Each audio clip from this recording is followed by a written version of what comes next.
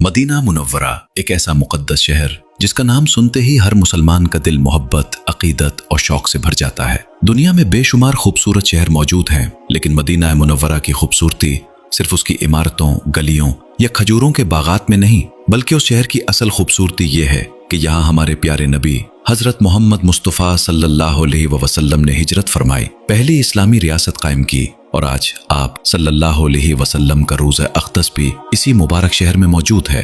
رسول اللہ صلی اللہ علیہ وسلم نے متعدد احادیث میں مدینہ منورہ کی عظمت، برکت اور فضیلت بیان فرمائی ہے۔ آئیے احادیث مبارکہ کی روشنی میں مدینہ منورہ کے چند فضائل جانتے ہیں۔ سب سے پہلی فضیلت یہ ہے کہ مدینہ منورہ ایک حرم ہے۔ رسول اللہ صلی اللہ علیہ وسلم نے فرمایا، بے شک حضرت ابراہیم علیہ السلام نے مکہ کو حرم قرار دیا تھا، اور میں مدینہ کو اس کے دونوں پتھریلے میدانوں کے درمیان حرم قرار دیتا ہوں۔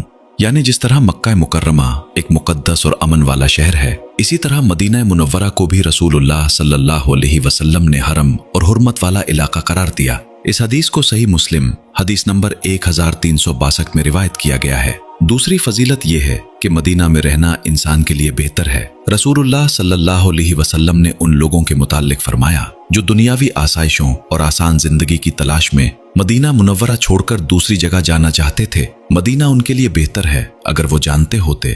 اس حدیث کا حوالہ صحیح بخاری حدیث نمبر 1875 ہے۔ تیسری فضیلت مدینہ منورہ کی مشکلات پر صبر کرنے والوں کے لیے ہے۔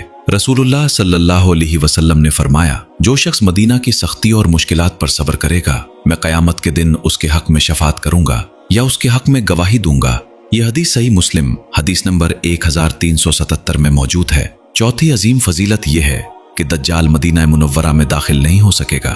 رسول اللہ صلی اللہ علیہ وسلم نے فرمایا، دجال مدینہ میں داخل نہیں ہوگا۔ اس وقت مدینہ کے 7 دروازے ہوں گے اور ہر دروازے پر 2 فرشتے مقرر ہوں گے۔ اس حدیث کو صحیح مسلم حدیث نمبر 2943 میں روایت کیا گیا ہے۔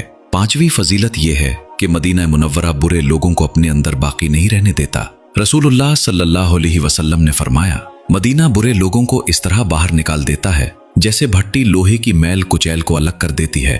اس حدیث کا حوالہ صحیح بخاری حدیث نمبر 1871 ہے۔ چھٹی فضیلت مدینہ منورہ کے لیے رسول اللہ صلی اللہ علیہ وسلم کی خصوصی دعا ہے۔ رسول اللہ صلی اللہ علیہ وسلم نے دعا فرمائی، اے اللہ ہمارے مدینہ میں برکت عطا فرما، ہمارے سا اور ہمارے مد میں برکت عطا فرما۔ سا اور مد اس زمانے میں غلہ اور دوسری اشیاء ناپنے کے پیمانے ہوا کرتے تھے۔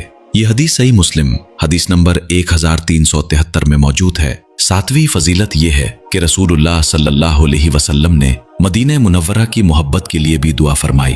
آپ صلی اللہ علیہ وسلم نے دعا کی، اے اللہ ہمارے دلوں میں مدینہ کی محبت اسی طرح پیدا فرما جیسے مکہ کی محبت ہے، بلکہ اس سے بھی زیادہ۔ اس حدیث کا حوالہ صحیح بخاری حدیث نمبر 1889 ہے۔ آٹھویں فضیلت مسجد نبوی صلی اللہ علیہ وسلم میں موجود ریاض الجنہ کی ہے۔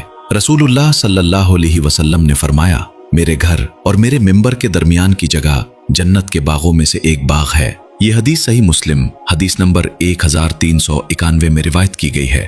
نویں فضیلت مسجد نبوی صلی اللہ علیہ وسلم میں نماز ادا کرنے کا عظیم اجر ہے۔ رسول اللہ صلی اللہ علیہ وسلم نے فرمایا، میری اس مسجد میں ایک نماز دوسری تمام مسجدوں کی 1000 نمازوں سے افضل ہے، سوائے مسجد حرام کے۔ اس حدیث کا حوالہ صحیح بخاری حدیث نمبر 1190 ہے۔ 10ویں فضیلت اہل مدینہ کی حرمت اور عظمت ہے۔ رسول اللہ صلی اللہ علیہ وسلم نے فرمایا، جو شخص اہل مدینہ کو نقصان پہنچانے کا ارادہ کرے گا، اللہ تعالیٰ اسے اس طرح گلا دے گا جیسے نمک پانی میں کھل جاتا ہے۔ یہ حدیث صحیح مسلم حدیث نمبر 1363 میں موجود ہے۔